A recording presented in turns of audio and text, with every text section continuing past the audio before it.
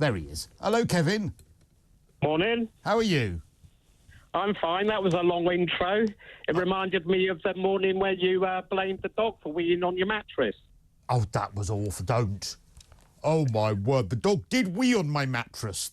Oh, my word. And do you know what? My room still smells of vinegar from that blooming Instagram video where they said that in order to get rid of the stain on the mattress... all right. That I just thought you was blaming the dog. No, I was not blaming the dog, because the dog had done it actually months and months before, and I'd caught it, so I made sure that, I'd washed the mattress, scrubbed it down, did all of those things, but then I ended up with a big, it wasn't a pee stain on the mattress, but it was a big wet stain on the mattress, and bearing in mind it was a beautiful brand new mattress, I thought, right, well, now I'm going to try and get the stain out, and I saw on Instagram that you were supposed to do it with white vinegar and bicarbonate of soda, but I ended up using baking soda, which is not the same as bicarbonate of soda, and then basically stank out my house with vinegar. That'd teach you for buying an expensive mattress. You should have bought a second-hand one. I don't want a second-hand blooming mattress. I wanted a nice mattress. Why do I need a second-hand mattress? No, you said you wanted to keep the show light-hearted, so that was my... I don't want to sit on anyone else's stains or dead skin, thank you. I'm not single anymore. I did that enough times then. Right, should we get on to the serious stuff? Yeah, you want to talk about Angela Rayner, because the police are now probing her. Yeah, I know, but, it seems a bit desperate. It's a bit like the Curry story, isn't it? Keir Starmer, and she was having a curry. It was on the front page of the Daily Mail for two weeks, and nothing come of it. But, okay, I suppose, some people would have said that it was a breaking of the rules, the curry thing, but you're quite right. The police looked into it and said that there wasn't. But why is this a non-story, in your opinion? Well, it was 15 years ago, and Lord Ashcroft put it in a book, didn't he? Yes. About this. And he was a non-dom sitting in the House of Lords, and benefited him, allegedly, on his overseas businesses of £127 million or something. So, if you yourself... So basically, by the way, I think that's terrible, Lord Ashcroft, in that respect. Absolutely. However, by your logic, if you've ever been, I don't know, convicted or committed a crime or impropriety yourself, and I don't know whether Lord Ashcroft has actually ever committed a crime, then... No, I did say allegedly. Allegedly, and also, I think from what I understand, non-dom status is a legal thing. It may be hugely immoral, but it's a legal thing. Not when you're sat in the House of Lords, is it? Well, yes, you can still do that. Look, the system is clearly broken if you're allowed to do that. But from what I understand, I don't think Lord Ashcroft has been convicted of any kind of criminal act. But by that logic, you can't ever point out that someone else has made a mistake if you've made one yourself. Well, no. The police did look into it, and they said there was nothing to see. And the only reason it's being probed into again is because the Daily Mail insisted on it, which they did with the Curry story. But don't you find it slightly strange that she married someone and for 5 years didn't live with him? Well, no, apparently it was, what I heard, it was sometimes she was in one house and sometimes she was in the other. But when you marry someone, you can't then, for tax purposes, have two addresses.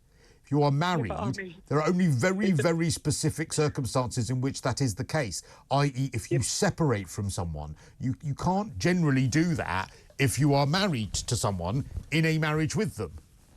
Yeah, but if it wasn't a crime before, then surely it isn't a crime now. They're just... Well, I think from what I understand, it was not considered a crime from a tax evasion point of view, but this is about... the potential for the electoral roll being allegedly defrauded. She may have broken electoral law, apparently. Oh, yeah, I did hear something about that, but it's only allegedly. And it was 15 years ago. She wasn't an MP. I mean, what about? I mean, why aren't we having an investigation about all the PPE contracts and the track and trace and you know, and where there's sort of like an MP, can't we have it all? I mean, if Angela Rayner has broken rules and she wants to hold the government to account, she should be held to account. You can't have one rule for someone, one rule for others. She was one of the most loud voices when it came to people needing to resign because they are subject to a police investigation. Not when they are found guilty of said police investigation, but because they are subject to that police investigation. Yeah, but there's already been in a police investigation. Well, now there's a new one. Yeah, I know, but say that the police say there's nothing to see, then they have another one and another one. I mean, the police have investigated it. It's come to light because we're coming close to a general election, and you know, the Daily Mail wants to take our eyes off all the other corruption that's going on in the Tory party. So by your logic, then, we should never, ever hold an opposition party to account if we've got a terrible government. I mean, I agree that the government we've got at the moment is terrible, but there's no reason to stop holding the opposition to account. No, but she's been held to account. That's my point. She hasn't.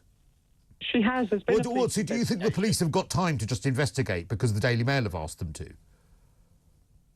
Genuinely, is that your position, that you think because the Daily Mail or other newspapers have reported on this? Oh, no, I think I've got that. It's the Tory MPs asked the police to look into it.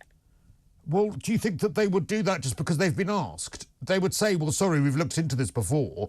The police only tend to look into things if they feel that there is enough evidence to do so.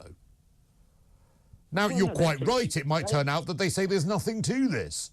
No, if they've been asked, then they've been asked to look into the situation, so they're doing what they've been asked. It was the Tory Bury MP James Daly. They initially dismissed the complaint, but the Greater Manchester Police yesterday confirmed its officers were re-examining allegations about Ms Rayner because of whether she supplied false information about where she lived before becoming an MP. Now, you can't live in two addresses when you're married to someone unless you're separated. You can't. Apparently, the new evidence is the Daily Mail has spoken to an elderly neighbour, and she's given them the evidence that she was staying at that house sometimes. But also the neighbours have said that she used to describe herself as the landlady of that house. Those are direct quotes. Direct quotes from neighbours were in the newspaper saying that she was the landlady of that house, and that is how she described herself. Oh, right. Did they get paid for that? Well, I don't know, but it's very rare. It's very rare. So what, now you're suggesting that the newspaper paid neighbours to lie? I'm not suggesting that at all. I'm just asking the question, did they get paid for that? I never suggested anything. Well, I've absolutely no idea, but it does sound like you're perhaps alluding to the fact that if they were paid, then they might not be being completely honest. Why is whether they were paid relevant? Did they keep a record of her comings and goings? They got it all in. Well, then they're neighbours. I know my neighbours' comings and goings because I'm as nosy as can be. But that's the point is, if they have direct quotes from neighbours saying that she described herself as the landlady, more than one neighbour, then that does imply she wasn't living there. And if that place was subject to being a rental property, then she shouldn't have been registered on the electoral roll there, and when it was sold there should have been some capital gains tax. Now, yeah, and if she's done anything illegal, she will resign. Yes, so, but she asked for Conservative MPs to resign purely because they were subject to a police investigation. She didn't say, when the Partygate stuff was going on, she didn't say, oh, we should wait to see what happens, and if they're found guilty, they should resign. Her position was, if Conservative ministers were under a police investigation, they should resign immediately. Well, I mean, she is in opposition. There is a bit of difference there as well. I mean, she's not running the government, is she? So if you're in opposition, you can get away with something different to the words that you use yourself. I'm just saying, she is. Hers is supposed to be like £1,500. But I mean, it could just be a mistake. I mean, it's not a criminal offence, is it? It's just a tax issue. Yeah, I mean, I think that the electoral side of things could be considered a criminal offence. I think the tax side of things, she would probably have to pay the tax back and any interest that was accrued on that. Well, I mean, it sounds like it's clutching at straws, doesn't it? And I mean, say it's good, it could be just like the curry thing, and that it. Then they're just. But then it might well be. It might well be. But it has to be looked into and then decided. And if this person is in opposition and will possibly be the deputy prime minister when in government, then I'm afraid they need to be pretty much spotlessly clean. And that is the job of the police. She resigned. She said she will resign. Yes, She's done anything illegal. but a lot of people are saying that because she said when the government were under investigation that they should resign, that is exactly what what was the government under investigation for? Partygate fines. Yeah, but that was because he lied Boris lied in the Parliament, didn't he? They didn't know that at the time. And also, by the way, fines for some would argue fines for alleged partying that was going on, which, by the way, I found repellent, and I find Boris Johnson one of the most disgusting characters we've ever had in British politics. But fines for people partying, which is a civil fixed penalty matter, a lot of people would argue, well, actually, potential electoral fraud is way more serious than that. So, I mean, I think it's a fair comment to at least say, well, look, if you've asked people to resign for being investigated over a fixed penalty notice, then it is not unreasonable to say that you should resign if you're being investigated based on alleged fraud of the Electoral Commission.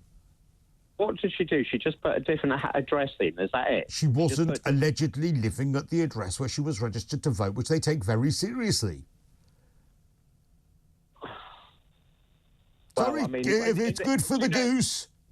Do you know, we're in this next election, coming up election, they reckon there could be 5 million people that will be turned away because they can't vote, because they don't know they have to have photo ID. Well, then I'm sorry, but if you don't know you need to have photo ID, then I'm afraid that, I can't help you, because it's free to get photo ID. We are asked for goodness sake, I couldn't go and see Madonna without ID.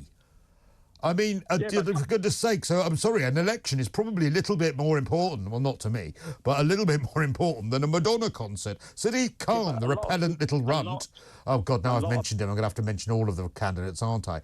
The repellent little London runt decided that you needed ID to watch the blimmin' fireworks in London, and now is like bleating on about how unfair it is that you need ID to vote. It's complete hypocrisy. You should need ID to vote. Well, I looked online the other day. There's only 8. I think it says 8 people were prosecuted for voter fraud. Doesn't matter. Doesn't matter. How many people were prosecuted for firework fraud? Probably 0. But then you still have to have ID for that. Won't be able to vote. 5 million people won't be able to vote. You can go and you can get free ID in a matter of seconds. I could have done it while we were having this call. Lots of people are not really that engaged in politics. I know you are.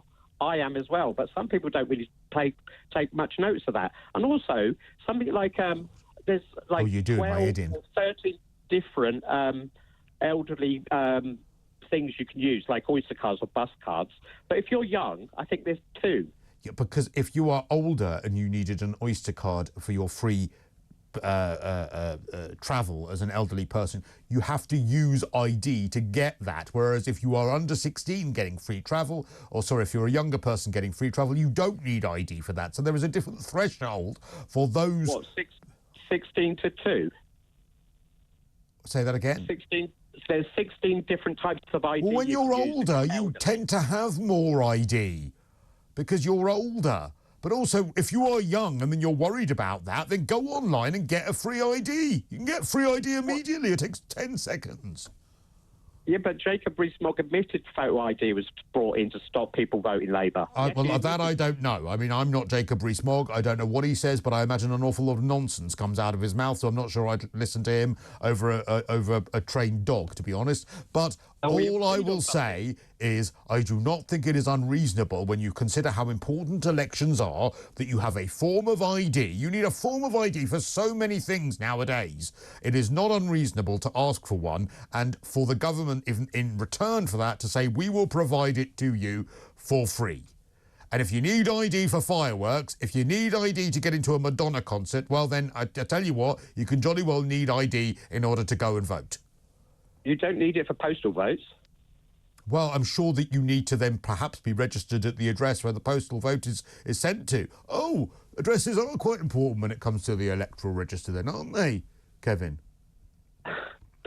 Well, anyway, on that note, lovely to talk to you. Yeah, nice to talk to you. That's Kevin in Basingstoke. Thank you.